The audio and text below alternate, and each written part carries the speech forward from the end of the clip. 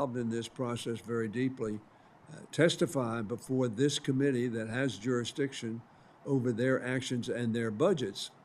Although DOGE is using the budget of a previously established agency, but within our jurisdiction and including the White House, which is within our jurisdiction. And I'm pleased to hear that we're going to pursue that, because I believe that, frankly, government by executive order was not contemplated by our founding fathers, is not consistent with the Constitution. Every president has used executive orders extensively. This president, however, seems to be governing by executive order without regard to the authority of the Congress of the United States. So I'm pleased that we're going to be hearing from the principals who are directly involved in this. And I thank the committee for pursuing that objective. Thank you very much. Thank you, Mr. Hoyer. Today we welcome the testimony of Tammy Hull, Inspector General for the United States Postal Service. General Hull, without objection, your full written testimony will be entered into the record. With that in mind, we ask you to please summarize your opening statement in 5 minutes. Thank you. Good morning, Chairman Joyce, Ranking Member Hoyer, and members of the subcommittee. Thank you for inviting me here today to discuss oversight of the Postal Service and our fiscal year 2026 budget needs. We are a data-driven, tech-forward organization using 21st century methods to identify fraud, waste, and abuse and promote economy, efficiency, and integrity in America's Postal Service. We are lean with around 1 employee for every 690 postal employees. We are one of the most active OIGs, making nearly 4,000 arrests over 5 years. During that period, our identification of fraud has returned more than $2.5 billion to the federal government and other victims, and about $400 million going directly back to the Postal Service. We prevented $1.2 billion more in future fraudulent payments. The Postal Service is a critical resource to the American public, providing 6-day-a-week mail and package delivery in every town, city, and state across the country. The Postal Service is at a point where it must make difficult decisions involving trade-offs between service and financial health. We provide essential oversight over the planning and implementation of postal changes, including whether they are resulting in expected cost savings and efficiencies. We also review the resulting impacts on people and businesses in urban, suburban, and rural America. Timely delivery of mail has been affected, sometimes dramatically, by implementation challenges with the Postal Service's plan. Rural areas in particular have been impacted more heavily. Our work provides transparency into where and why service issues are occurring at both local and national levels. We have provided actionable solutions to address these impacts. Additionally, the Postal Service's plan has not yet resulted in the financial gains it had originally projected. Initial financial projections are no longer relevant, and despite our recommendation, the Postal Service has not publicly shared updates to these projections. We promote transparency into postal finances, as well as provide options to improve the Postal Service's financial health. We have identified over $1 billion in potential labor cost savings through better management of employees. We have quantified significant structural issues not experienced by competitors or other government agencies that create large financial burdens. We have also identified opportunities to better invest the hundreds of billions of dollars it is required to set aside to fund retiree benefits. Our work protects the American public and businesses at a time when crimes are becoming more common, more complex, and more difficult to stop.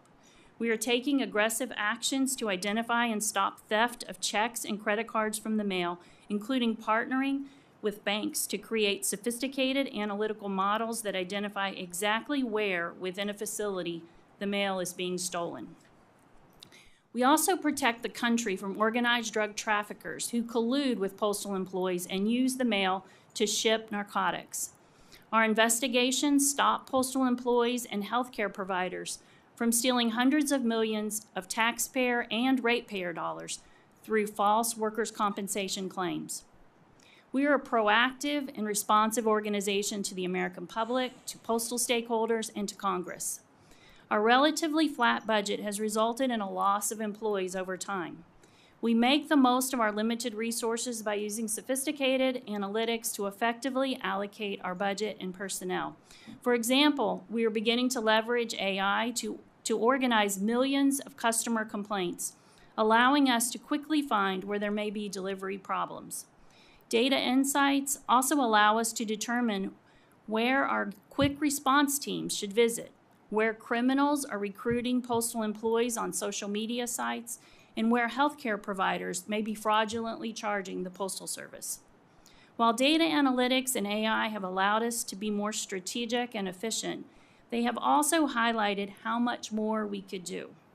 We've identified more than 100,000 potentially actionable leads that we do not have the resources to address. A decline in funding will only make that worse. For fiscal year 2026, we originally asked for a budget of $306.7 million, all of which would be funded by the Postal Service and not tax revenues. This would allow us to expand our investigative efforts to root out additional fraud, waste, and abuse. With these funds, we could build new, enhanced tools to independently monitor service, increasing our ability to react quickly as the Postal Service rolls out additional changes that impact Americans and their mail service. We are proud to keep Congress and the American public informed about the Postal Service, and I'm happy to answer any questions you might have. Incredible timing as well. I now recognize myself for questions. General Hall, for the first quarter of fiscal year 2025, there were 2 U.S. Postal Service districts in Ohio, one of which includes my district, that were among the worst service performance for single-piece first-class mail service. The Ohio 1 U.S. Postal Service District, which includes the 14th Congressional District, reported on-time 2-day mail service only 72% of the time. 3 to 5 day mail was on time approximately 59% of the time. Disturbingly, the other U.S. Postal Service district was worse scoring for their performance in quarter 1. General Hall, why has service performance declined over the last decade? Your office has undertaken several audits examining the services that U.S. Postal Service provides, particularly as part of a Delivering for America plan. Why is on-time delivery so difficult? And in your opinion, is Delivering for America failing us? And how can we ensure that the Postal Service is providing quality, cost-effective services? Thank you for the question. I think some of the challenges the Postal Service has faced relate to many of the changes that have been implemented with the DFA. When mail flows change, it's a big network, and when changes are made to the mail flow, a lot of things break, and that has happened with the DFA. I think some of the things that the Postal Service could have done to prevent some of these things, we saw for example, in Atlanta when they implemented the large RPDC, that they did not do a good job of making sure the staff was ready for it, that supervisors were trained, that people were in place so that when the changes were implemented, they could be absorbed more easily and more quickly. They also have challenges with maintaining experienced and trained supervisors across the country in many of their places. They have difficulty with ensuring that employees are clear on what the expectations are every day. It's a business that you do basically the same thing day after day after day. So it's really important that you have staff in place that are trained and that they are understand what the expectations are every day, and that supervisors are there to make sure that what should be occurring is actually occurring. So those are some of the things that we've seen in our work and some of the things that we're reporting to the Postal Service so that they can hopefully address many of these things across the country. Well, what can we do to ensure that the Americans, the Postal Service is actually servicing rural Americans? Yeah. I think obviously I'm from a rural area, and I really appreciate the service that the Postal Service provides rural communities across the country. It's really, really important to all areas of the country, but particularly in rural America. One of the reasons that we launched some of our work recently on local transportation optimization, which was kind of a pilot for the Postal Service to see how, if they change the way they pick up mail across the country, instead of picking up at the end of the day, they pick it up the next day, how that would impact some of these communities. And when they did that, we wanted to go out as well and see what that impact would look like. And we saw significant impacts across America, but mostly in those rural areas. Rural areas were much more likely to be impacted negatively in the service with that initiative. So the Postal Service saw that as well, and then they went in and made a change to their service standards to increase the amount of time that they would have in those areas. We want to keep up the oversight over the rollout of that regional transportation optimization, so that we can not only evaluate impacts across the country, but to focus on what that is doing in rural America. I now recognize the ranking member, Mr. Hoyer, for any questions he may have. Thank you very much, Mr. Chairman. First of all, let me ask you, what impact did the have on your service of freezing at the 24 levels of funding? I'm sorry? What impact did the continuing resolution at 24 numbers have on your agency, and what could you not do that you think you needed to do in order to effectively do your job? Yeah, appreciate it. We have, over the last couple of years, lost more than 10% of our staff. And as a result, that's kind of what has contributed to our identification of these leads. We're getting better in the technology and how we use technology to identify leads, but technology does not investigate crime, it does not arrest people, it does not put people in jail, and it doesn't do audit work so that we can report and make recommendations to the Postal Service. There are things that computers do very well, and there are things that we need people to do. So we've had to reduce both auditors and investigators by more than 10%. And what can you estimate the cost of that? The recovery or the fraud or waste that was not identified? Right.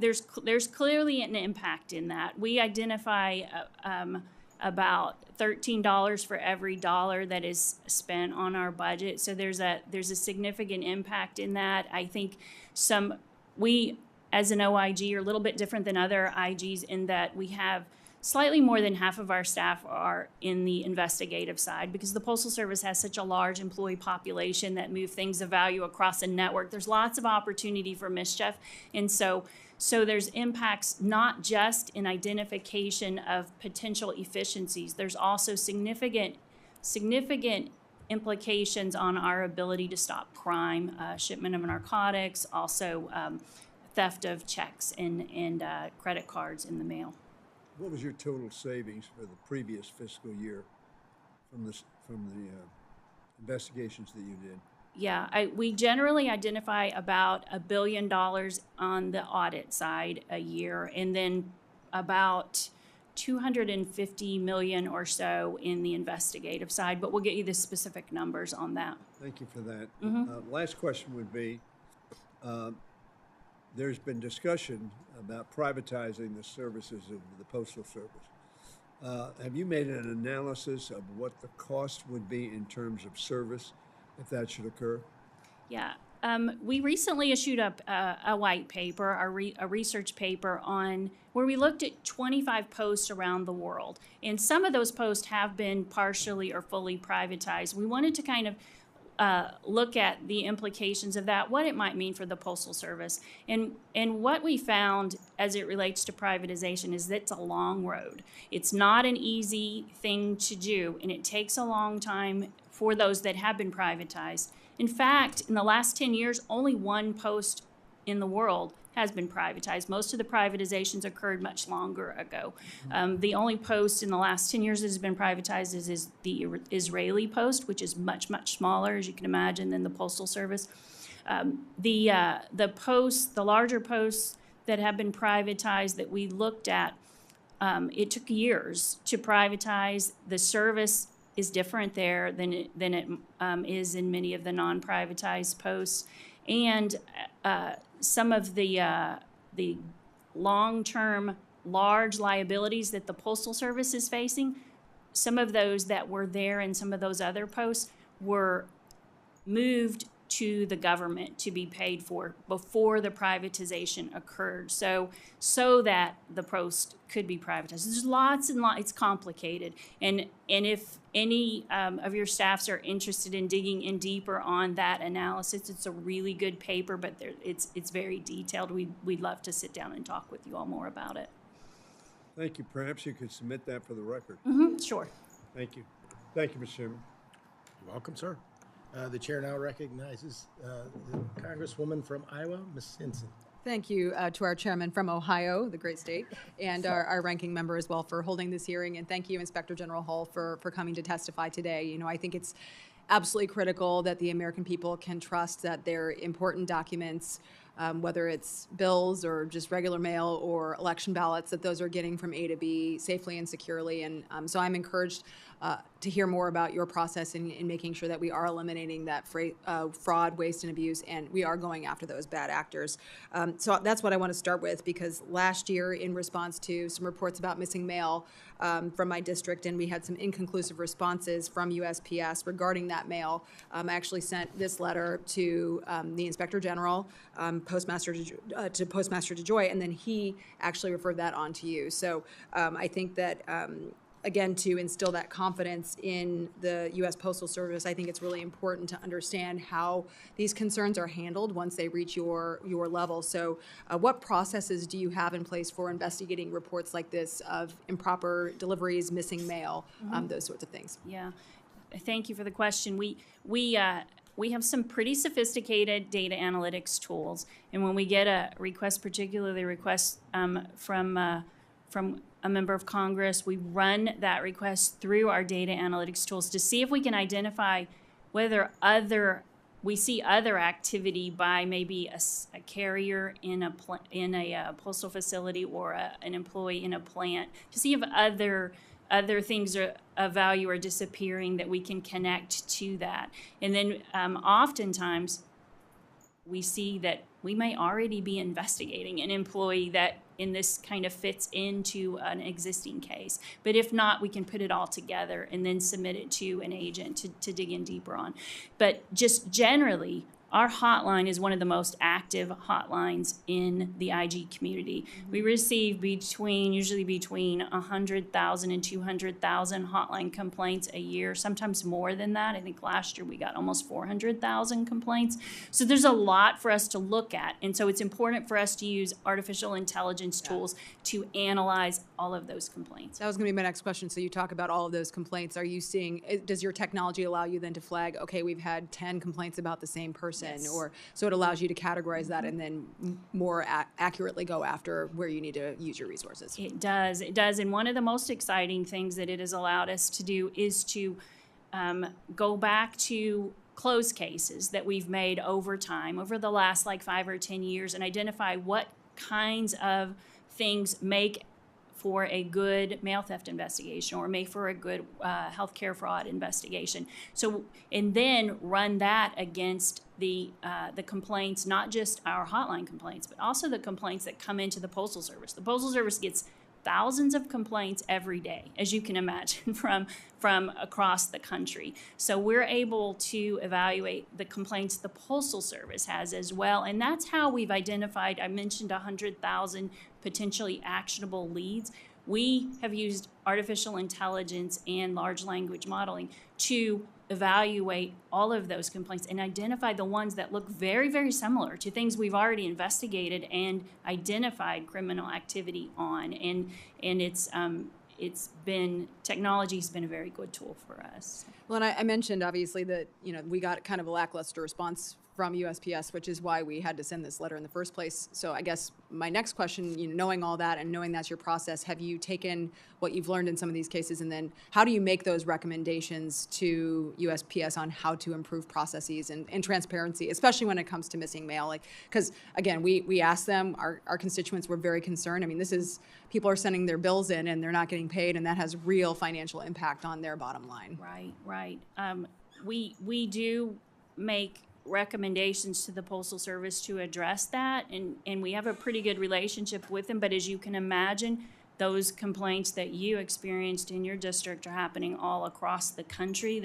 There are particularly in the last few years, there have been lots of concerns about potential mail theft or mail just getting lost in the system. So we have done we have done local work too, where we'll go in and look at the data, identify where the hot spots are around the country, and we'll send a team in that looks at a plant and the delivery units around that plant to identify specific recommendations we need to make to that area. So, but we can only do 8 or 10 of those a year. So there's many more that have issues.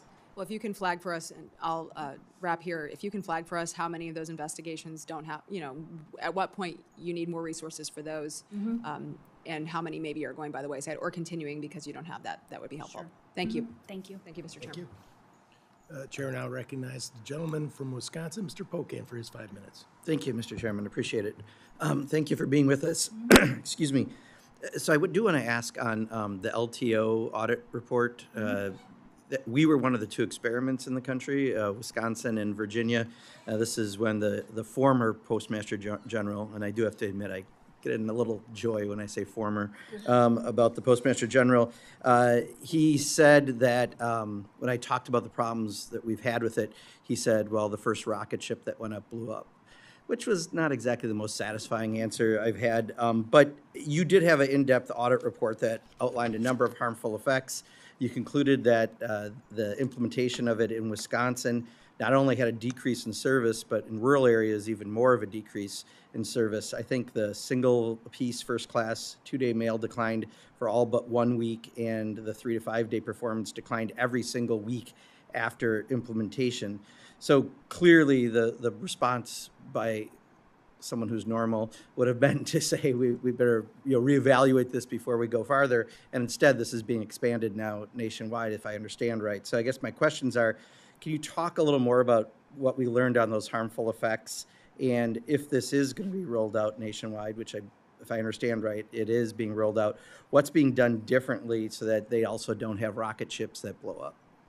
Yeah, it's a great question, and yeah, it was our team enjoyed being in Wisconsin, did some really good work there, I think, and identified some significant impacts, not just on service, but also just on how the rollout occurred. There were collection boxes that weren't being emptied so that the mail could enter into this system because they didn't understand how the process worked, and that some of the drivers that went out to pick up the mail at the end of the day also were picking up mail from collection boxes. So lots of challenges. The Postal Service, as you know, after the pilots that occurred in those locations, submitted a service standard change and is to give themselves more time in some of these rural areas to get the mail into the system, and is rolling out, I believe actually went forward with the rollout on April 1st.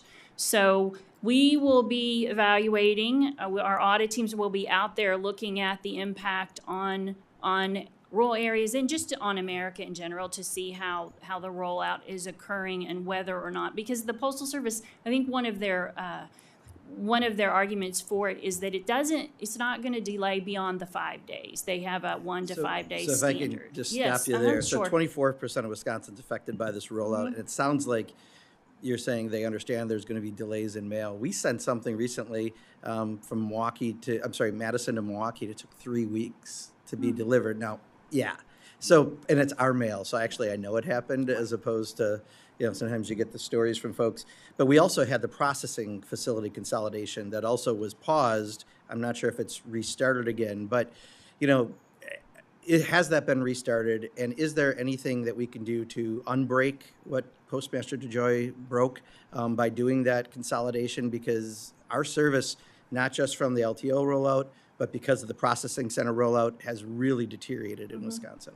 Yeah, I appreciate what your experience being different than what the Postal Service is reporting in its service scores. And that's one of the reasons that we're requesting a little bit of additional money so that we can build a kind of a validation of the service that they're reporting. Because right now, we do not have the resources to do an independent validation of the service scores the Postal Service is reporting. We just don't have that, but we're getting really good at data and how to use data. I think there's a real opportunity for us to leverage that and be able to tell you and to hear from you what you're experiencing and to validate that in the Postal Service. Do you know if they systems. reinstituted the processing center consolidation? I don't know, but we'll get back to you Okay, on that. appreciate Yes. that. And then just one last question. How much interaction do you have with Doge?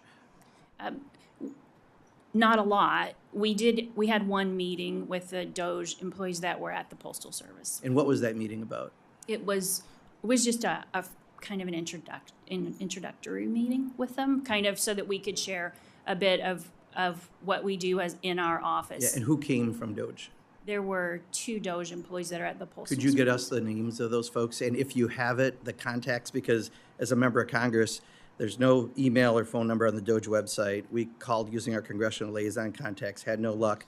We contacted the White House. They said, call back in 10 minutes. We called them back in 10 minutes, and we never have gotten a contact yet as a member of Congress for anyone at Doge. So if you have 2 emails, phone numbers, I'd like to know the names and the contact information, because at least that'd be very helpful. See I what really we can do appreciate it. on that. Thank you. Yield back.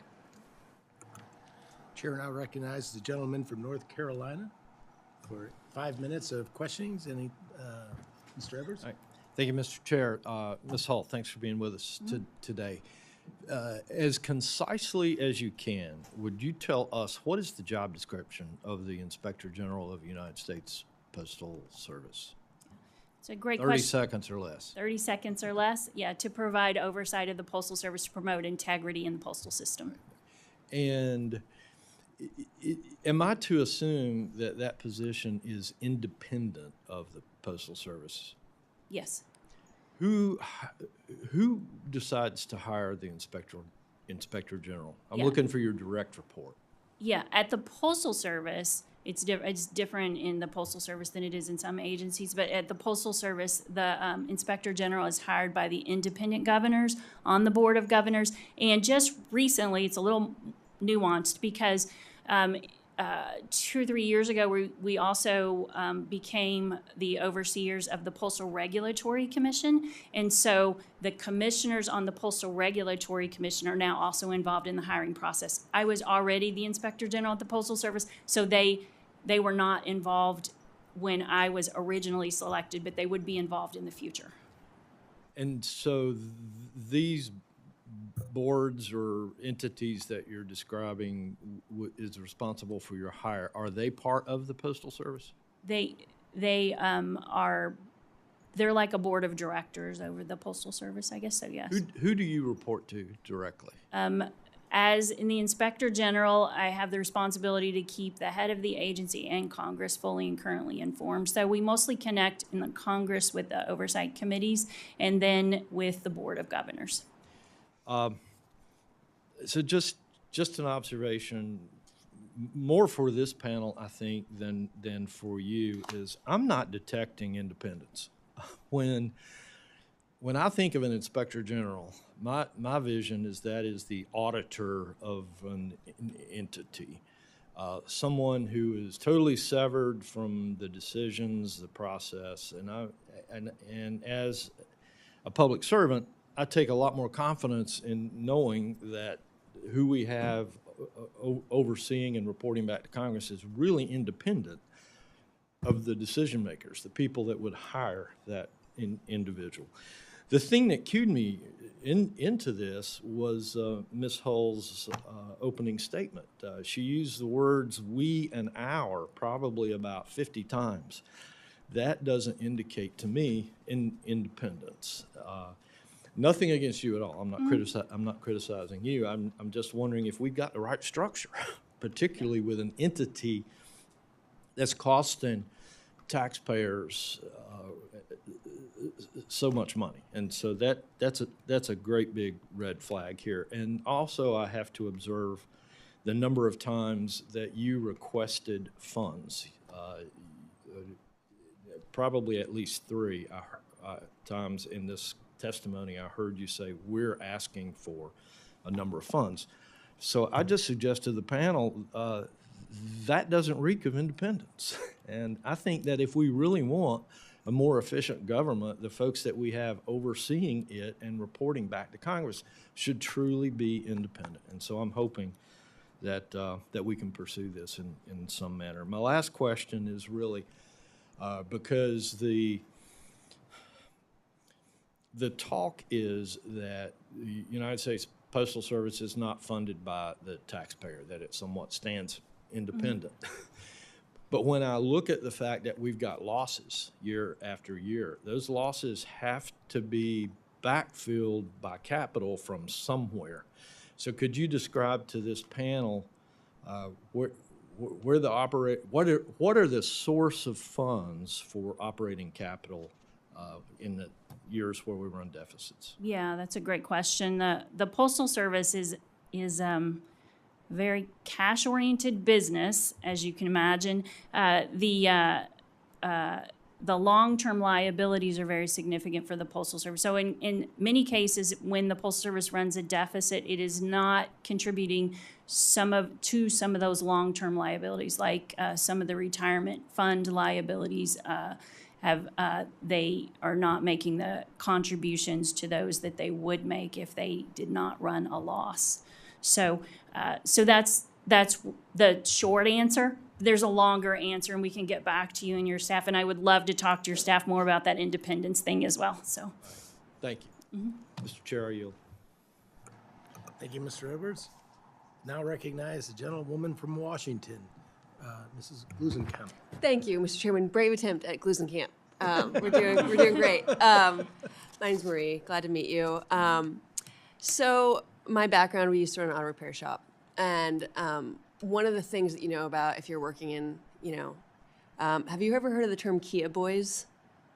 no. So is this phenomena where, like, basically they've, these keyless entry cars, they can dupe the signal, and you can, like, buy the dupe online. And some of these Kias have become uninsurable in certain cities. Like, the theft rates are just, like, off the charts. There's a real problem. And we're seeing that in other things. Just like the idea that technology is going to solve a problem is often, it's kind of a false hope. So this is kind of intersecting with another issue, which is I live in a really rural community. We are losing our pharmacies hand over fist. And so more and more, and we're an older population. So we have more and more people who are getting their prescriptions through the mail. I've heard about a shift to using digital keys on US postal boxes. And I'm wondering, I know that, like, there's a high incentive to get into those boxes if you're trying to steal prescription drugs. And I also know that, when there is a, right now, I know if you get one key, you get a certain set of boxes. If you get the digital key, I'm just wondering what you have learned in the implementation of these digital key systems, what the capacity is for shifting to a dual, analog and digital, what you're hearing. Yeah, great question. We've done some work on mail theft in general and how the Postal Service is responding broadly to mail theft. Our own jurisdiction as it relates to mail theft is internal mail theft by postal employees. Yeah. The inspection service has the rest of it, which is Yeah. significant. And Yeah. so we've done a lot of work in different areas of the country to look at how they're rolling out some of the keys that you're talking about. I think there's multiple different solutions there. And I think some of them are more two-factor authenticated, multi-factor authenticated than others. And so we're looking at that in some of our audit work. I don't know specifically what we found, or I don't believe we found any of that duplication that you're talking about yet, but I could see it as a potential problem and something that we will be looking at as we move forward and as they roll out different technologies in that space. It's like once you reach a certain scale, there's such a strong incentive for criminal actors. And so it's like you can think it's okay Right. till you get all the way in the water. And so, like, I would just urge you to look at other models where that has led to profound, marginal rate of return for criminal actors and stealing my community's very necessary prescription drugs. So another question I had, mail carriers are like right up there with firefighters, right? Like they are a really critical linchpin in people having a sense of community. I remember reading a study that people who know the name of their mail carrier live an additional like 3 years. Like just the sense of community connection and all of these ancillary things are critical to having a sense of a democratic country, nation where we know each other and have a system of laws and order. So as you're making, but we're seeing changes in delivery times, and we're seeing a lot of, I think what Mr. Bocan was getting at here with rural communities being sites for efficiency, but they're critical for our sense of community and for rural businesses. Every business that ships out is really relying on these. So I'm wondering, what other options are there besides cutting down service that rural communities rely on to keep costs down without impacting delivery times for our packages? Yeah, I think obviously there are general efficiencies in the system, trying to identify more effective or efficient ways of doing business. I'm not sure that those are significant enough. That we identify probably about $1 billion a year in efficiencies to be gained in the system, and also potential revenue, additional revenue to be gained. The Postal Service is losing more than that in its finances, and so they're making some trade-offs. I'm not, I know that there's concern about some of the trade-offs that they're making, some of the decisions that we're making, and we at the OIG have similar concerns. We want to make sure that service is maintained in rural America the way that it needs to be maintained. I think some of those choices are going to be some of the difficult things moving forward for the Postal Service as it looks at its financial condition and determines. But we've also identified some structural issues, and I want to point to those. Those are larger and maybe more challenging because they'll require legislation to fix, but there are some opportunities in those larger structural areas, and we can talk more about that if your staff is interested. Thank you.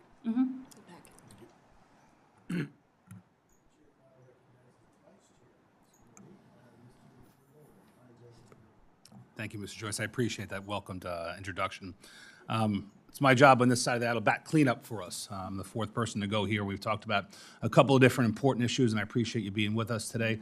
I want to talk a little about safety of our letter carriers, because since 2020, over 2,000 carriers have been assaulted or robbed, often for the arrow keys that Ms. Glusenkamp-Perez was talking about, that unlock dozens of mailboxes, opening the door to identity theft and financial fraud. Shockingly, and this is crazy to me, a mere 14% of those incidents wind up becoming prosecuted. In one case, a carrier was robbed at gunpoint, and the criminal got just 30 days. I think the safety of our postal workers shouldn't depend on geography or a prosecutor's discretion like that. It must be a national standard backed by serious consequences. Ms. Hull, are you aware of the Protect Our Letter Carriers Act, H.R. 1065? Yes. I'm a proud co-sponsor of this legislation that would strengthen postal workers' safety by funding secure replacements for those arrow keys. It would increase penalties for assaults on carriers, and would require each U.S. Attorney's Office to designate a prosecutor to address the current 86% non-prosecution rate. Based on your experience, the job that you're in, and your position, do you believe these provisions would help reduce the incidence of assaults on letter carriers?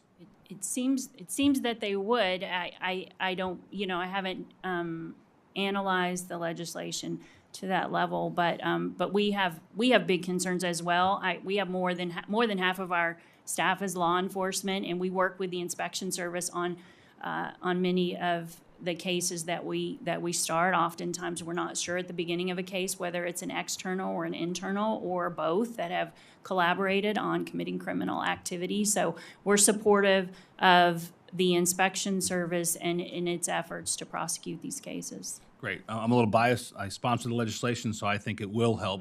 But tell us, based upon your experience and your position, what else can and should be done to help increase the safety of our letter carriers? Yeah, I think it's a great question. I think making sure that there is good supervision, that supervisors know their letter carriers and that they're very attentive to their needs, that when a letter carrier is in a difficult neighborhood, because sometimes we forget these carriers are in, they're not all of the neighborhoods that these carriers are in every day look like your neighborhood or my neighborhood. Oftentimes they're in difficult neighborhoods and delivering mail every day to challenging places. So making sure that they're attuned to the needs of the letter carriers and watching out for their the carriers and being responsive when the carrier needs help.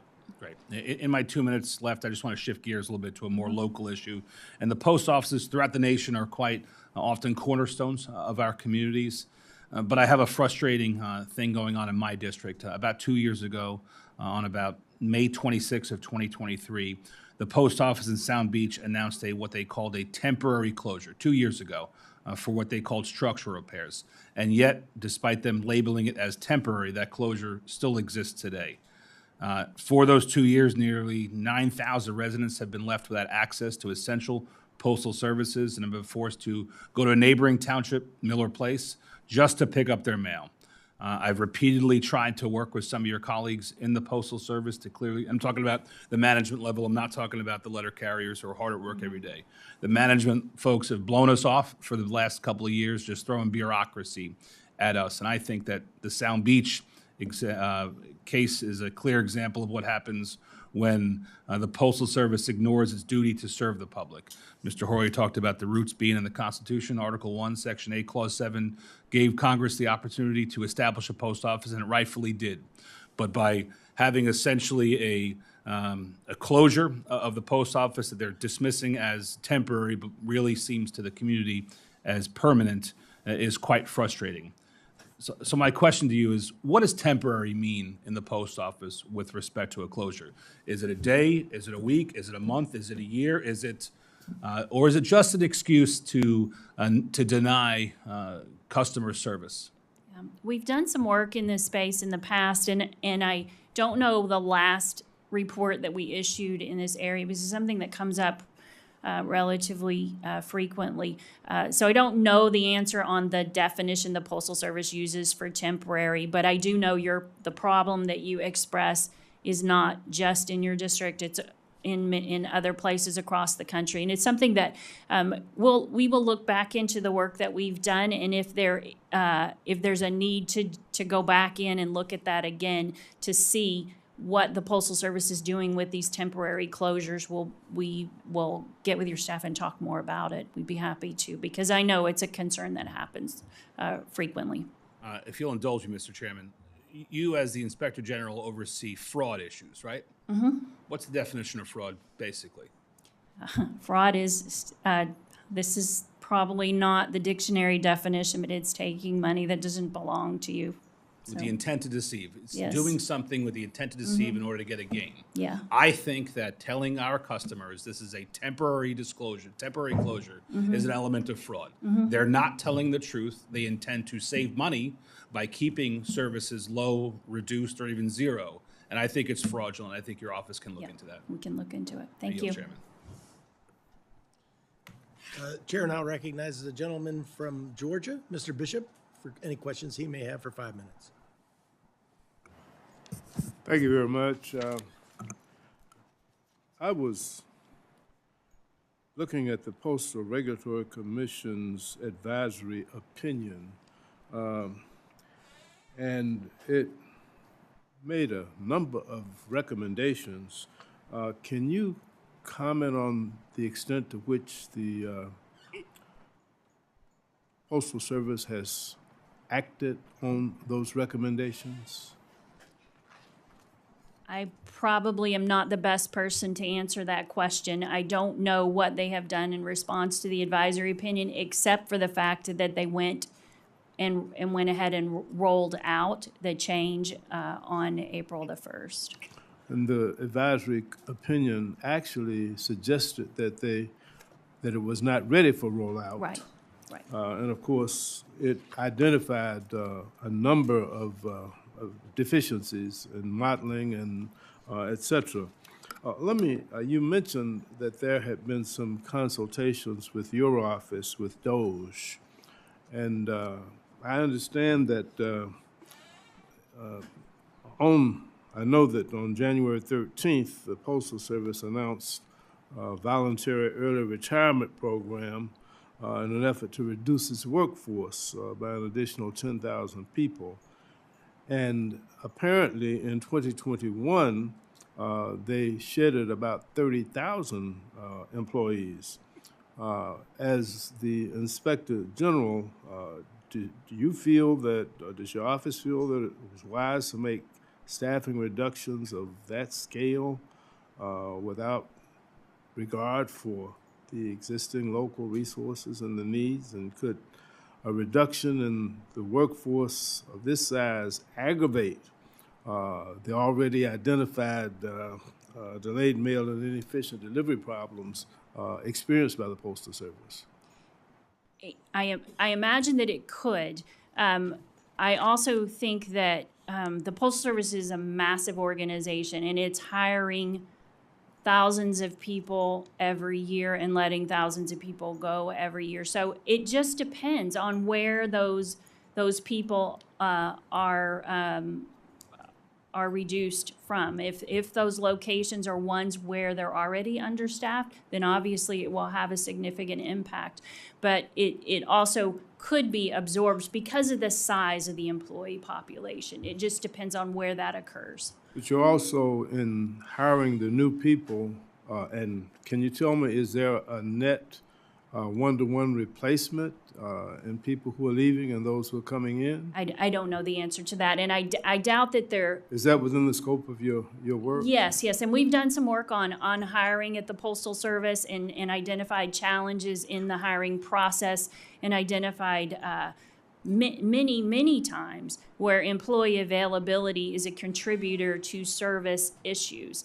Sometimes they have employees that are on the rolls that aren't coming into work, and that's part of the problem. Sometimes they haven't hired effectively and brought in the people that they need to get the work done. Isn't that a human resource personnel management? It Isn't is. that a management function? Yes, but we do audit work. We don't handle that. We do audit work to do oversight of the Postal Service's activities in that space. But you track that, though, as a part of your work. Yes.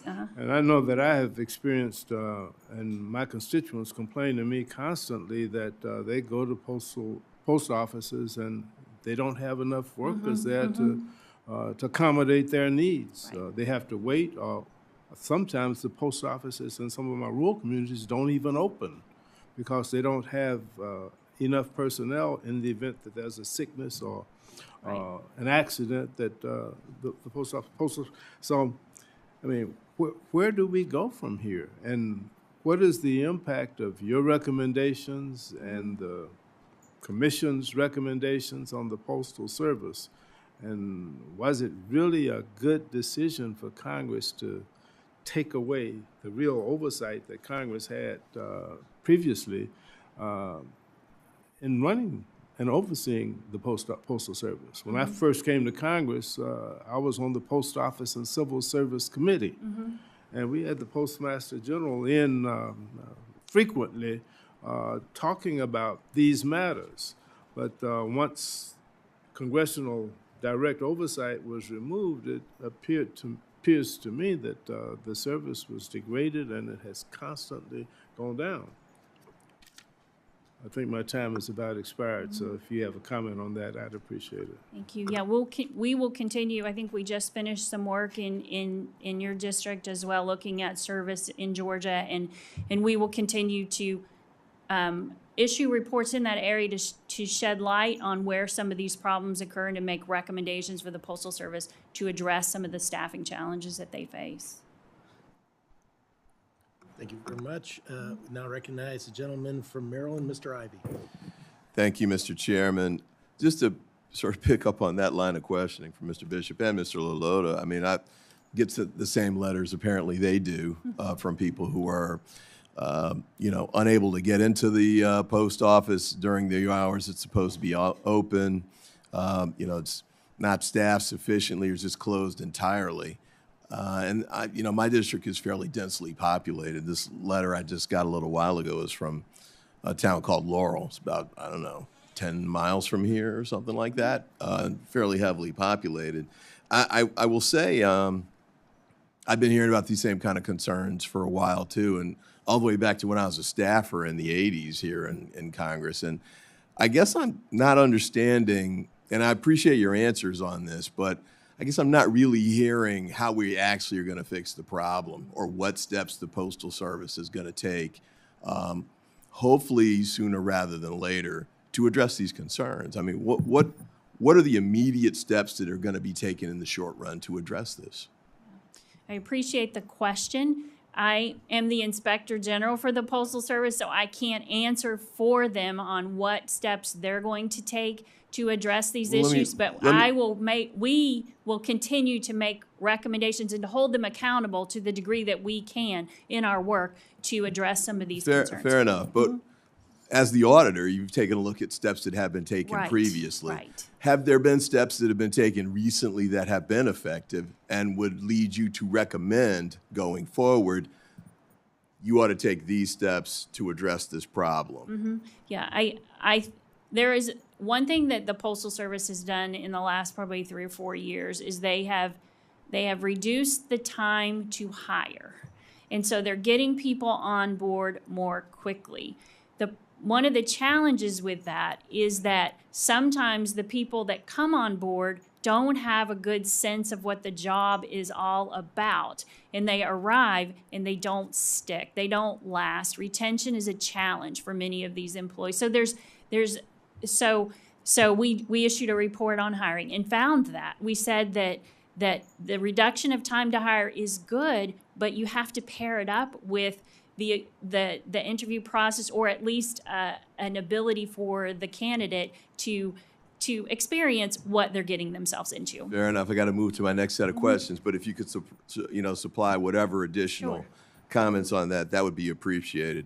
When Mr. Pocan was asking you questions, he raised DOGE as a topic, and you said, I guess you'd been part of a meeting that had been held with DOGE? We had one short meeting with the DOGE representatives at the Postal Service. Okay, and when did they come? I don't know when they came, but I know we met with them probably 3 or 4 weeks ago. All right. Were you in the meeting? Yes. How long did the meeting last? It was probably 45 minutes to an hour. Okay. So you covered some ground then during the 45 minutes, and they were asking about what? What was the thrust of the conversation? It was mostly us talking about our work. So it was less about them asking us questions and mostly us sharing generally what we do and some of our results. Well, I would ask you, Mr. Pocan has asked that you provide the names of the people who attended. If you could provide a letter that summarizes, I think in some level of detail, sort of what was covered, I'd greatly appreciate that. And I also want to ask you, you mentioned a couple of things about 100,000 leads that you don't have the resources to investigate. And I think you also said you can only do 8 to 10 of those per year. I wasn't sure what those were. That when I was speaking of those, it's not the same as the 100,000. Okay. That would take forever for us to get through if it only took 8 or 10 a year. The 8 or 10 a year is our where we go out and look at a plant and the 3 or 4 delivery units around that plant. So it's kind of a community look at how the Postal Service is serving that This is community. with respect to deliveries? Yeah. Okay, Processing and delivery. We just finished one in Macon, Georgia, in that area. All right, let me go back to the 100,000. What resources would you need to be able to move forward with those? We would appreciate just enough resources to get us back that $306 million that we asked for would really be helpful in that space. To hire additional investigators? Investigators, and auditors, but investigators would help us make progress on the 100,000. Real quick, to Mr. Lalota's point, about 14% are prosecuted when they commit robberies against letter carriers. Who conducts those investigations? That's the inspection service, the postal inspections, and not us. We're the external law enforcement entity. The inspection service is the internal law enforcement entity. All right. Have you done an audit of, frankly, the caliber of the investigations they're conducting? We did look at that as part of our work on mail theft. because it does raise a question, right? It seems as if there would be a better prosecution rate, but there are lots of issues with that, and we didn't see a lot of problems with the caliber of the investigations that were conducted. So Okay. we Well, can get you that report if you're interested. Yeah, I'd be curious as to how you can only be at 14%. I appreciate the new bill that's being offered, but if they're federal investigations and you got sentencing guidelines governing the sentences anyway, I don't know that that's going to fix. It seems like there must be another piece with respect to the strength of the cases that are being brought. But, Mr. Chairman, I yield back and thank you for your indulgence. Well, the chair would now recognize Mr. Alford for any questions he may have in this lightning first round here, 5 minutes. Thank you. Let me get my act together here for just a second. Sorry, just left the Small Business Administration markup. But thank you, Chairman Joyce and Ranking Member, my good friend Steny Hoyer. Thank you for holding this important hearing today. The Post Office is one of the few federal institutions explicitly established by the Constitution. The founders saw it as a core function of the federal government, one of the few that they believe Washington should handle. In recent years, the Post Office has consistently failed, though, to meet its basic obligation, delivering mail on time. It's one of the most common sources of complaints that I hear from my constituents back in the 4th Congressional District of the great state of Missouri. Rural Americans, in particular, are being left behind, waiting days or even weeks for letters and packages to arrive. A small business in my district called Cackle Hatchery is one of the few remaining hobby hatcheries of chickens in the United States, and they rely on the United States Postal Service to deliver these live chickens that have a lifespan in the mail of about 5 days. The problem is they're not getting there. The chicks end up dead, the insurance is not covering it, and they're losing $40,000 a month. Cackle Hatchery raises and mails those chicks to make a living for themselves and to offer these chicks that grow up to be chickens that, you know, the price of eggs these days, we need laying chickens. Well, another constituent has told me that due to delays in receiving their paycheck, they face having their electricity and heat shut off due to overdue bills. They want to pay the bills, but it's not getting to the people, the utility companies. Delays like this are why I was proud to introduce the Pony Up Act alongside Congressman Graves and Congressman Cleaver, a bipartisan bill to force the post office to compensate constituents for any late fees due to late delivery of bills. Ms. Hull, thank you so much for being here. We had a great discussion before this committee hearing began. Do you think the Pony Up Act or similar legislation would help incentivize the post office to deliver mail to rural Americans on time? I haven't analyzed the bill in depth, but I do believe that work to put attention on this area and to really push the Postal Service to deliver on time would be a good thing. I'm very interested in the business that you spoke of that ships baby chicks.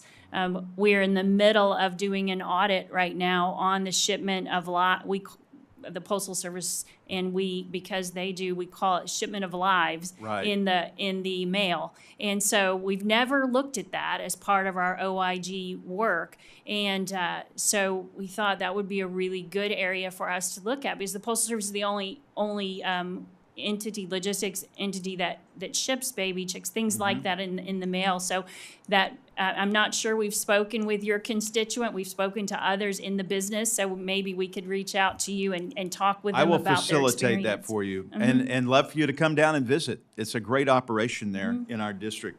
I'm going to move off my scripted questions. Sorry to the staff on that, but you and I were talking. What problems has Amazon posed for you in delivering U.S. mail? The added increase in Amazon deliveries, even on Sunday, by U.S. postal carriers? Yeah, I'm not sure I can answer that question effectively, because as we do oversight of the Postal Service. So, but we've seen kind of Amazon is a customer of the Postal Service, and in some areas where unanticipated deliveries have come into the system, it's caused problems. We did some work in Minnesota a year or so ago and found some problems there, but I wouldn't be able to answer broadly on that. We talked briefly about the problems at the Kansas City Distribution Center. Part of the problem was the returns of Amazon, which stacked up and is causing chaos in this huge distribution center and affecting people all over that region of Missouri. Exactly. Returns have been a problem, Amazon returns, particularly in locations where they consolidate the returns, and Kansas City is in one of those, and we've seen problems related to both just the congestion and also the challenges with employees first, and then get into kind of the suspended post office situation.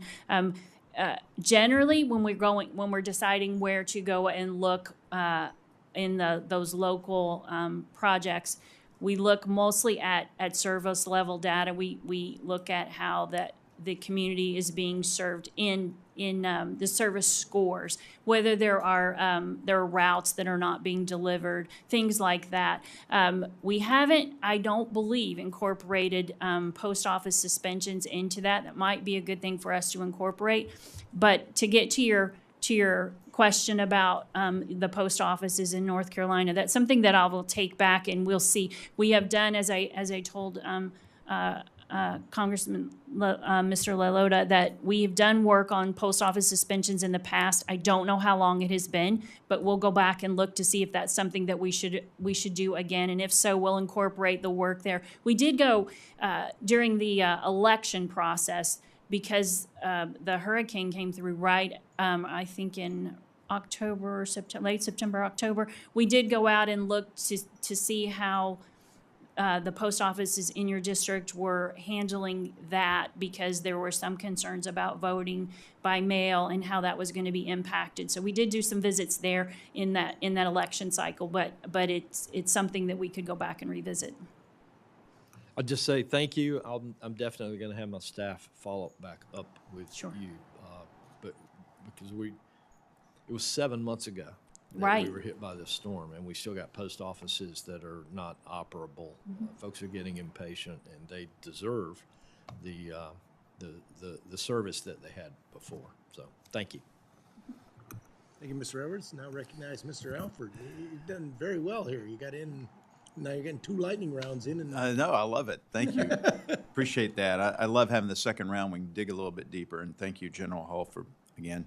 I don't know if you covered this because I was in small business. Did you talk about the local transportation optimization in your testimony? We did speak a little bit about it, yes. Can you delve into that? Explain how this works and why, when you did your audit in, I think, Virginia, it showed an 86% of the zip codes affected by the LTO plan were in rural areas, and that service performance went down significantly in the weeks following that. How is that affecting my district in rural Missouri? Yeah, we when the Postal Service decided to do this, basically what it is doing is it used to go, the Postal Service used to go out at the end of every day and pick up mail that had come into the post office during the day, and then bring it back in the evening at night to be run at the processing plant. Oftentimes, at least according to the Postal Service, there wasn't a lot of mail there, and it was costing a good bit of money to do those routes. And so what they have decided to do is, instead of doing that evening route to all of these post offices, they would pick up that mail in the morning when they bring the mail to the carriers to be sorted and delivered. So instead of doing 2 or sometimes more than 2 stops a day at a post office, they're just going to do the one in the morning. So what that generally does in many of those locations is add at least a partial delivery day, to some degree a full delivery day on that mail. The Postal Service maintains that the LTO that they did was a pilot project, and they did it in, I believe, 15 locations around the country. And then they filed a service standard change to add a day of a delivery to the service standard for those locations that would cover be impacted. that loss. Yes. How much money did that save in doing that? Well, it's just rolled out, I believe, in April, early April. I think they project that there will be several $1 billion of savings annually associated with that, but so far it's just starting. So that's one thing that we will be looking at, is whether or not those savings are being realized as part of this implementation process. But another thing that we'll be looking at is what the service implications of that are, and whether or not the Postal Service is able to do this, provide this service within the 5 days that they have projected that they will be able to meet. So it's a big change in the postal network, something that could have significant implications. For my last 2 minutes, I want to go back to the workforce issues. I think this is very important for the stability and long-term survivability of the Postal Service. What changes do you recommend we make in that? The hiring process. Right. I think that the Postal Service really needs to, when they hire, you can hire quickly, but you can hire badly quickly, and that's not helpful. So I think making sure that when they do bring someone on board, that it's someone that understands the nature of the job and is willing to invest in that. The Postal Service, I think, is a bit of a throwback organization. I have a lot of passion for what they do and how they serve rural America, but it's a tough job. Many of these jobs are very physical and they're very labor intensive, and you don't see a lot of jobs like that in America, at least to the scale the Postal Service has nowadays. And so making sure that people understand what they're getting themselves into when they do come into the Postal Service. But it's also a great career if especially for people that may not want to get a college degree straight out of high school. There's a lot of opportunities that the Postal Service can offer to people in that space. So I think But they're applying online, and they come in and they accept the job, and they don't know what the job is, and then they quit when they find out how tough it is. Yes, exactly. And so making sure that it's clear, talking to a supervisor before you show up on day one. You got to have a face-to-face interview at some point before you. And having the supervisors be upfront about the job, what it entails, how much they're going to need to work. Many of these incoming people have to work, 6 days in a row every week or things like that. It's a tough job. And Mr. Chair, may I ask one more question? Thank you. Appreciate that. Look, I know the Postal Service is provided for under the Constitution. I don't think should ever be privatized. But are there things that you're looking at in the private sector, processes that Amazon, you can get things at your doorstep like that, UPS, are you looking at these and trying to adopt the best practices so that we can have the best postal service in the world? We're looking to see whether the Postal Service is doing those things, exactly what you're saying, in our oversight efforts, trying to make sure that the Postal Service is looking outside. Maybe inconsistently. I think in some places they are. I think in some places they could do a better job of looking at private sector best practices and implementing them within their organization. Because I get the feeling that they don't want to look at that and compare themselves with someone who might be doing a better job. But we each do that. I look at Ranking Member Hoyer, how I can be a better statesman. We've got to look at our best practices, whether it's our prison system that we're involved in appropriating, whether it's how we function as a body here on Capitol Hill. But I applaud your efforts and your oversight, and we're behind you, and we want to help. And with that, I yield back. Thank you. Mr. Chairman, can I just follow up one question, Mr. Alford? For more praise for yourself?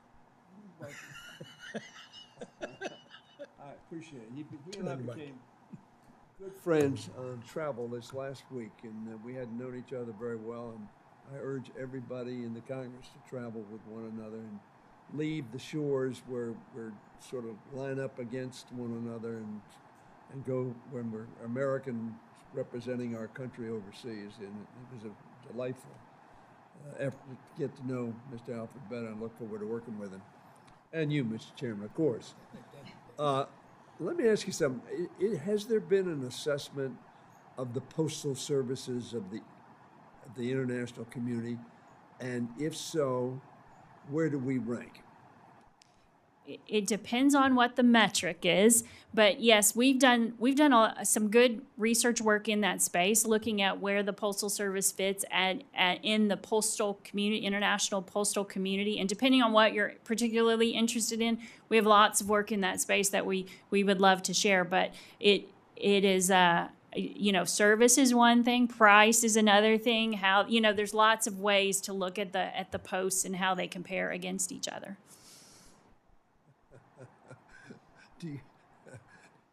I understand a lot of metrics. Has there been any assessment of where we stand, generally speaking, in the postal services everybody has a postal service? Yeah. Again, we've done some. For example, we did some work on looking at first class mail stamp prices and how the Postal Service compared, and actually found that the Postal Service is one of the least expensive posts around the world to mail a first class letter.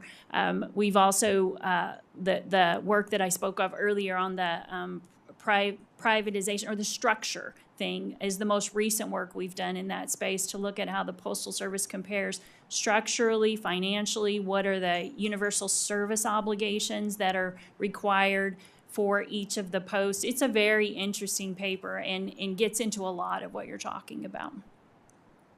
Thank you. Thank you, Mr. Hoyer. And with that, our hearing has concluded. I'd like to thank General Hull today for being here, for her candor. And there may be some members who would like to submit questions for the record. Please submit any questions for the record to the subcommittee staff within the next 7 days. We stand adjourned. Ms. Hull? Thank you. Great to see you.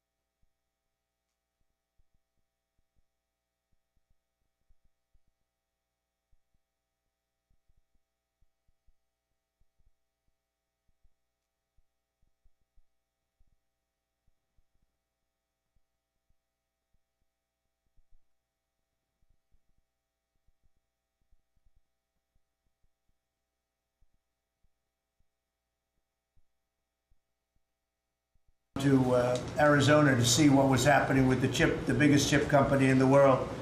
And he said, Howard, he said, you've never seen anything like it. You want to just describe what you saw?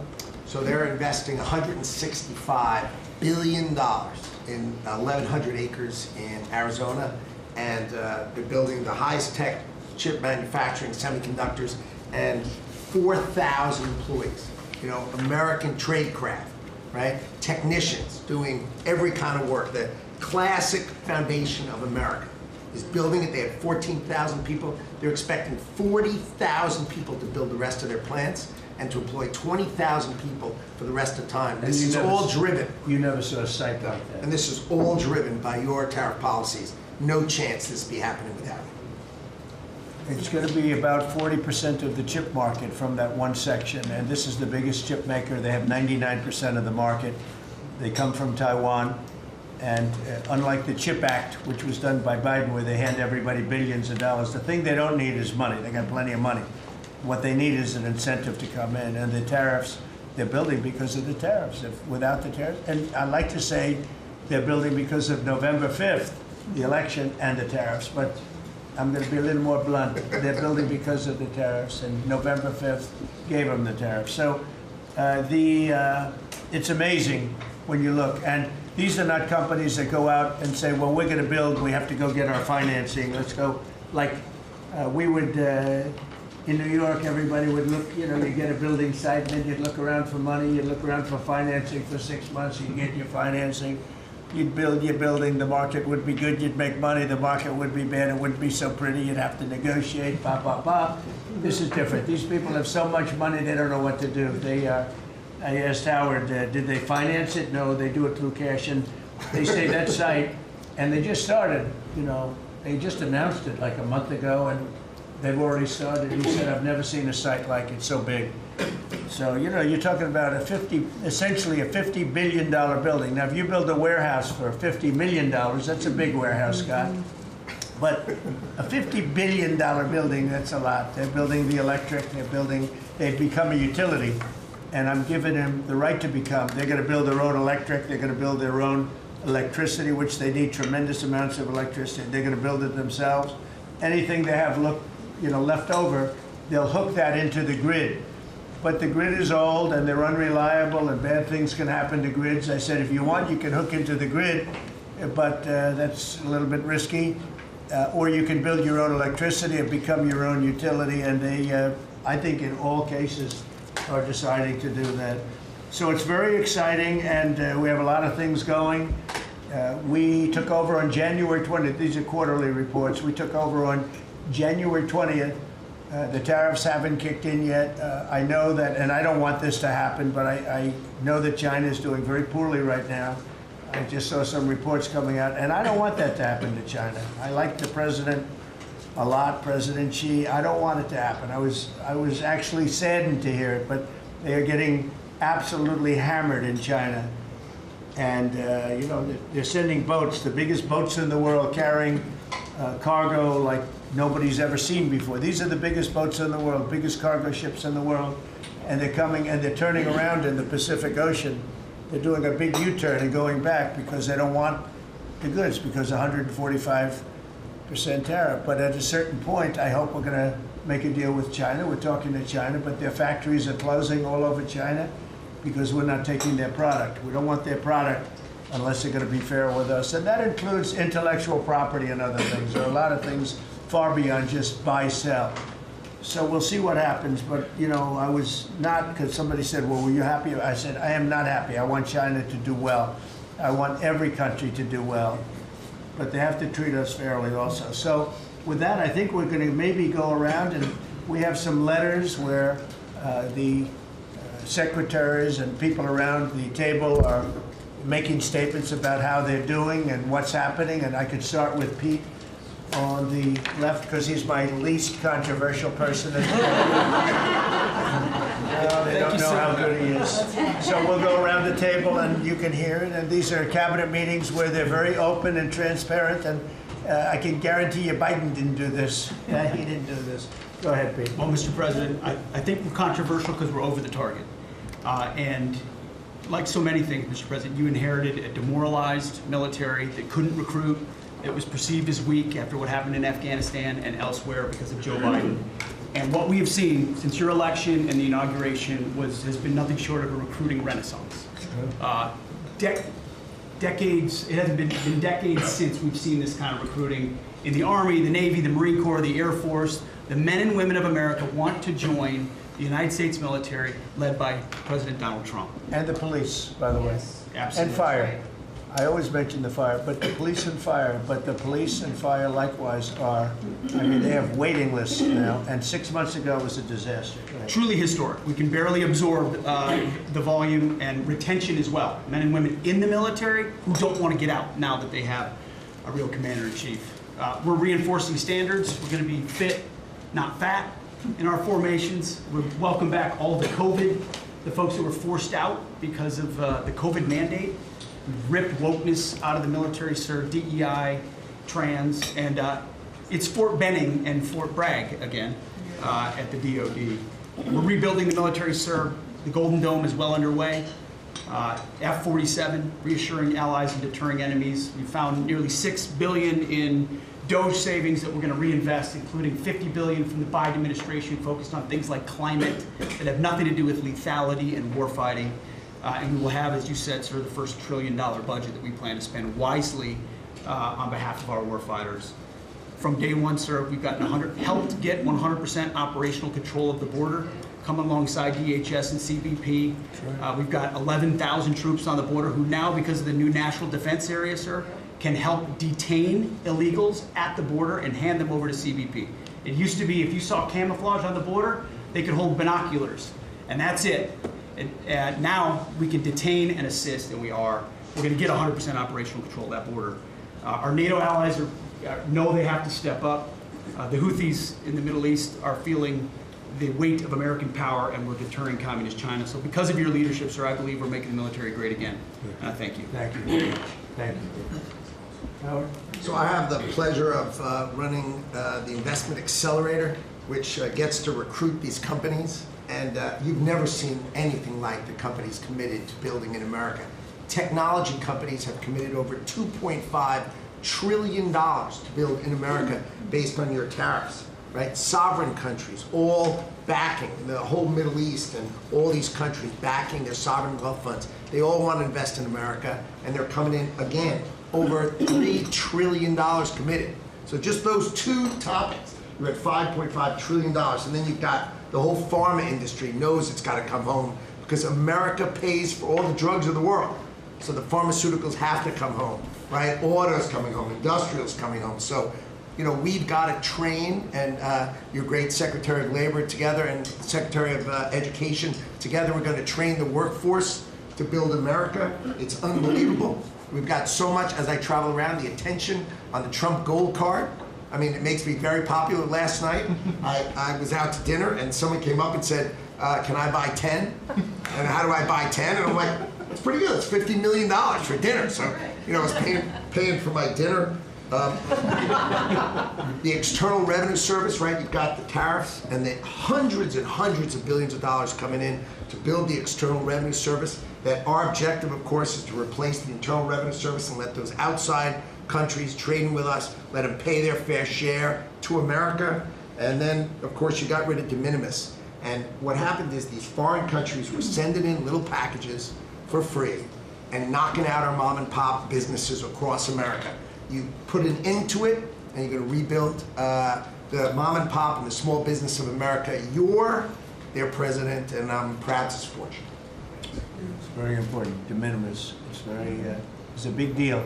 It's a big scam going on against our country, against really small businesses, and we put an end to it. Mr. President, so CAFE standards, we have the fuel economy standards on vehicles that are going to go to 50 miles per gallon. We are going to rewrite those standards, bring it down to something that's far more reasonable. Elon's fine with that, I hope. But it's going to drive down. It's going to drive down the price of a car in America, making cars more affordable for families. Also, Biden had the social cost of credit when we build infrastructure, roads, and bridges, adding 3 to 5% on infrastructure costs. We've gotten rid of the social cost of carbon, driving down the cost to build roads and bridges across the country. We have what is called follow the law. So we have so many states and municipalities that don't follow the law. So whether it's DEI, discriminating against Americans, whether they give illegals driver's license, or they're sanctuary cities or states, if you don't follow the law, if you're giving license to illegals, if you're having DEI policies, we're not going to fund your projects. So you got to certify in your state or in your city to get road and bridge money or rail money that you're actually following the law, which includes the executive orders from you, Mr. President. We're cutting back funding.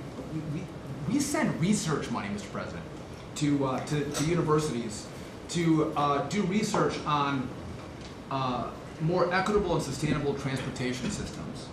Projects that'll use data and public opinion to inform policy and infrastructure and technology benefiting diverse communities, including women and gender non-conforming people. Just stupid wastes of money. We're pulling that money back from universities. We should do good research if we're doing research in universities. And then one last thing, air traffic control. We don't have enough air traffic controllers. We're about 3,000 short.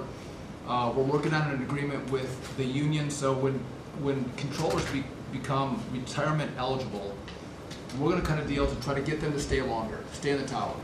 And then we have a plan to put more butts in seats in Oklahoma City, so we can get more students through the academy and into towers as well. It's going to take us a while to do that, to train them up, but we're in the process before our 4 years are done. Well before that, we're going to be at full capacity. Sean, do you want to tell them about, I think we have to bring it up, we have very obsolete equipment for air traffic controllers. The equipment, the towers have horrible equipment. It's been renovated for years. The money they spent over the last 4 years, this Booted Edge did a horrible job. They wasted billions and billions of dollars hooking up wire equipment to non-wire equipment to satellite equipment, and a third grade student would know it doesn't work. You can't work it. They wasted tens of billions of dollars. But we want to put a brand new air traffic control system in, and you might want to describe that, please. You and I have talked about this. It's a state-of-the-art system, envy of the world. And it's, I mean, listen, our system is safe, but you would have hoped someone would have seen that there's a problem with fixed-wing aircraft and helicopters coming in at DCA. Someone should have seen that before we lost almost 70 lives. It's our job to look and see that we have an aging infrastructure around air traffic control. And so if we don't build a brand new system, there's going to be failures and people will lose their lives. And so we need the help of Congress to help fund this, but it's going to be all brand new. And after you build a brand new system, we have the bedrock and the foundation to actually build on top of it. But no one has done this, Mr. President. There's Band-Aid fixes that have happened over the course of 20 years. You can't have a Band-Aid fix. It doesn't get done. It has to be brand new. The technology, it looks like it's out of a 1980s movie. Old computers, floppy disks. We're using copper wires, not fiber. So there are great solutions we have available that, by the way, everyone's sick of their delayed flights or their canceled flights. We have more capacity in the airspace. And if we build this brand new system, what you'll have is more efficiency in the airspace, and it will be safer. So the economy will be stronger. We can have more flights and less delays. So I appreciate your support on that, Mr. President. Rebuilding that is very important. You wouldn't have had the helicopter crashing into the plane at 400 feet up when it's supposed to be 200 feet. Right. That would have, bells and whistles would have been gone over, and you would have heard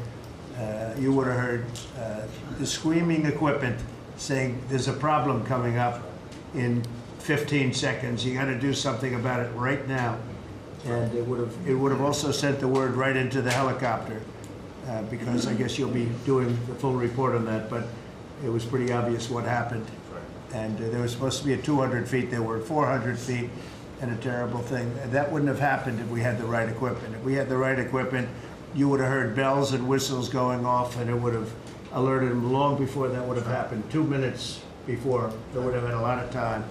So we have to do this. We have no choice, and we're going to do it, and we're going to be very proud of it. They did old equipment in new equipment, and you can't hook in old equipment to new equipment because it's different. Some is satellite and some is ground. The satellite doesn't work. This man would know that better than anybody, but you can't hook up a satellite system to a ground wired system. And if you do, you're wasting a lot of money. They spend billions, this is Buttigieg, they spend billions and billions of dollars trying to patch a system together.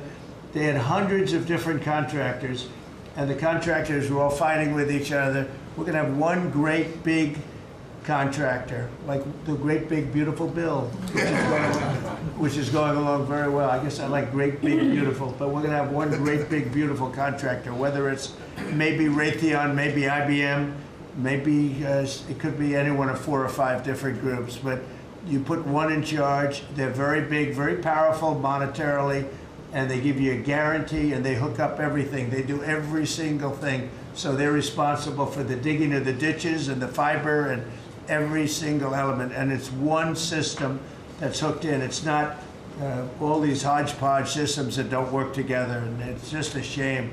I mean, it's basic construction, but it's complex stuff, and there are a few companies that do it unbelievably well, and we're going to have that. So, good job, John. I know that's your big project. And Mr. President, no one has done it because it is complex. It's hard to do because as you're building a brand new system, you have planes taking off and landing, and so because it's complex, no one has done it, and you've given the directive and the support to make this happen. So well, ours is going to be an all-new system. It's going to all hook up. It's going to be the same tower is going to have the same equipment, and all towers all over the country, all over the world actually, mostly, are going to be hooked in together.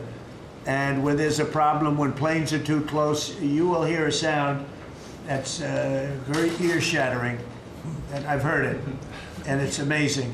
I mean, honestly, it's amazing. It's real genius stuff, and we didn't do that. What we did was just waste money. You could have just thrown it right out the window. What they did in this last 4 years was disgraceful. Whether it was the border or this, you could name 100 different things. The worst administration ever.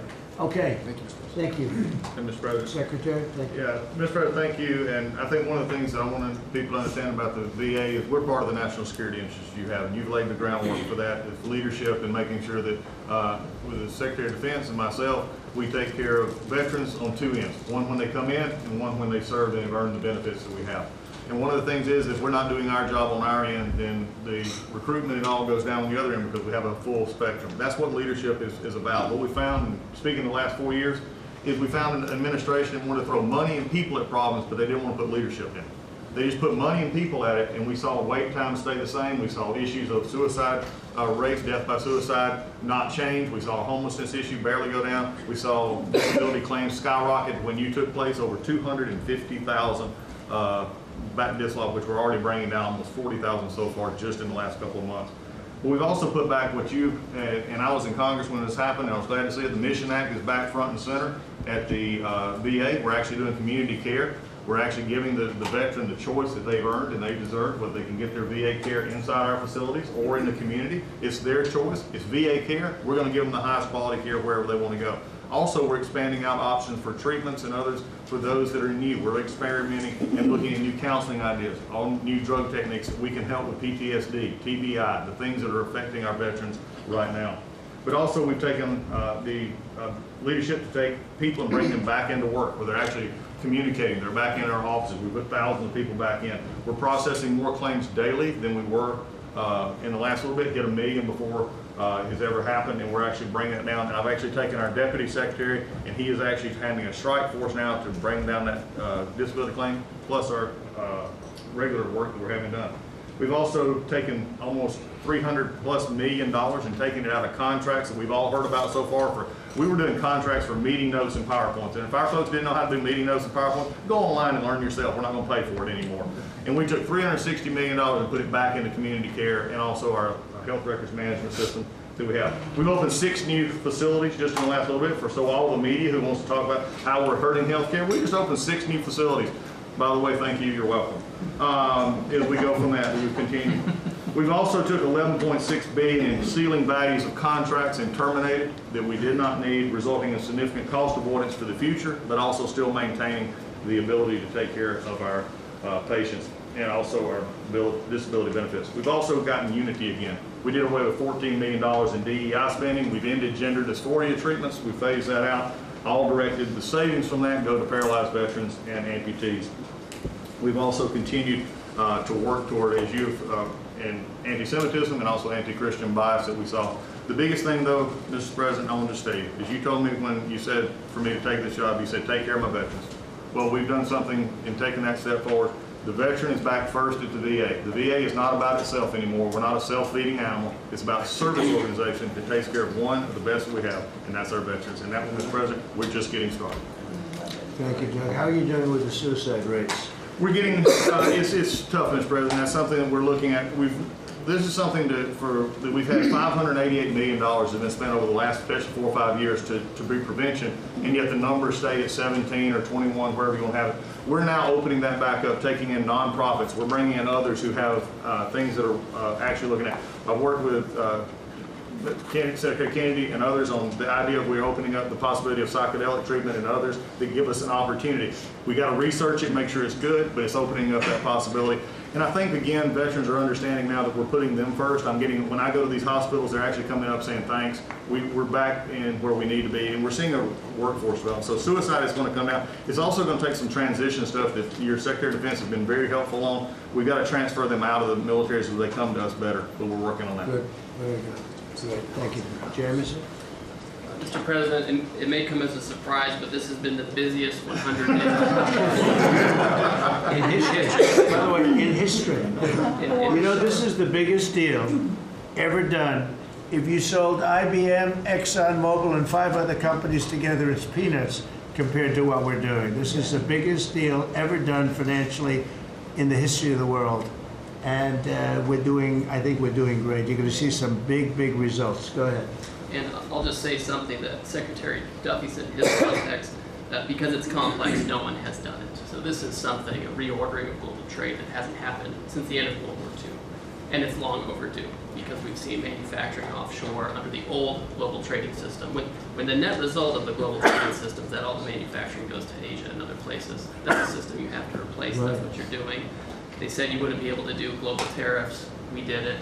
They said everyone would retaliate. No one retaliated outside of China. They said no one would come to negotiate. We're talking to dozens of countries. They said no one would have offers.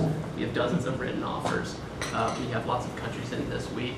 This is like a break for me to come. You have the list that you showed me with all the countries that want to negotiate. They all want to negotiate. They want to make a deal. Don't zoom in on this. Yeah, this is like a tracker, right? We have all these columns of which countries have come in, when we started negotiations, who gave us an offer, are we in technical talks, and when do we expect to have deals done? Those are some weeks out, but really we're amazing. working very quickly on this.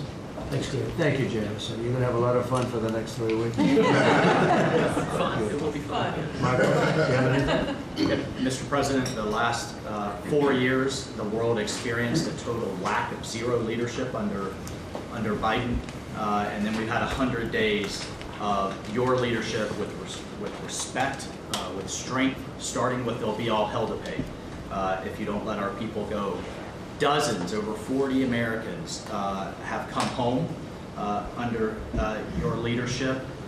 Far more terrorists are no longer threatening the homeland under your leadership, pulling all of these agencies together, including the evil individual responsible for the Abbey Gate bombing, and to sit with the 13 Gold Star families, and you showing that follow-up and that justice has been incredible. But pulling this great team together, Mr. President, everything from revitalizing shipyards to cyber to space, that takes this entire team working together. It's an honor to serve you in this administration, and I think the world is far better, far safer for it. Thank you very much. The Abbey Gate is really important. This was a horrible thing that destroyed the image, frankly, of the Biden administration. What happened there was a disgrace. It should have never happened, and Pam is working very much on prosecuting that person. We have the person, and he'll do well. I have no doubt about it. Thank you very much, Michael. So the CIA, I don't know, Ratcliffe, I don't know if he's going to say anything. He's probably the one person here that's not allowed to talk about the great job he's done, but go ahead anyway. Mr. President, as you know, At your direction, the CIA has deployed our unique covert action